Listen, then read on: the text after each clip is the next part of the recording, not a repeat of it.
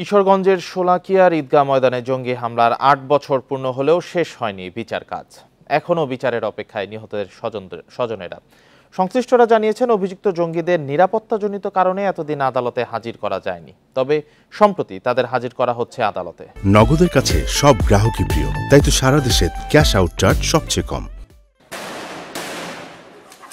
২০১৬ সালের ৭ জুলাই ছিল ঈদ উল ফিতরের দিন। কিশোরগঞ্জের শোলাকিয়ায় ঈদের নামাজের জন্য সমবেত হয়েছিলেন মুসল্লিরা।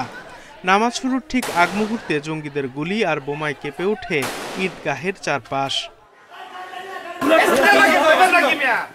ঈদগাহের কাছে একটি নিরাপত্তা চৌকিতে অতর্কিত হামলা চালিয়ে ২ পুলিশ সদস্যকে হত্যা করে জঙ্গিরা। পুলিশের সঙ্গে বন্দুকযুদ্ধে নিহত হয় জঙ্গি আবির রহমান। সেদিনের বিভীষিকা আজও ভুলতে পারেননি এলাকাবাসী। ওই দিনের ঘটনা আমি মসজিদে দোতলা থেকে দেখছি যে পুলিশে তারা খুবই হত্যা করে। গুলি শব্দ শুনে আমরা খুবই আতঙ্কের মধ্যে ছিলাম। সেদিন নিজের ঘরে থেকেও গুলিবিদ্ধ হয়ে নিহত হন গৃহবধূ ঝর্ণা ভৌমিক। ঘটনার বিচার পাওয়ার অপেক্ষা শেষ হয়নি তার স্বজনদের। মা ঝর্ণা ভৌমিক জঙ্গিদের গুলিতে মারা যায়। কিছুদিন আগে আমার বাবা মারা যায়। আমি আর আমার ভাই একলা হয়ে গেছি প্রায়। আমার বাবা তো জঙ্গি হামলার বিচারটা দেখে যেতে পারলো না।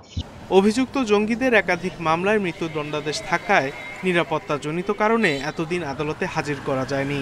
তবে সম্প্রতি বাড়তি নিরাপত্তায় তাদের আদালতে হাজির করে সাক্ষীদের জবানবন্দি নেওয়া শুরু হয়েছে। আমরা বিশেষ কায়দায় বিশেষ আইনের সুযোগে আমরা এই আসামিদেরকে হোলি আর্টিজানের মামলা থেকে আমরা কিশোরগঞ্জ কারাগারে নিয়ে আসি এবং আমরা সাক্ষী শুরু করি।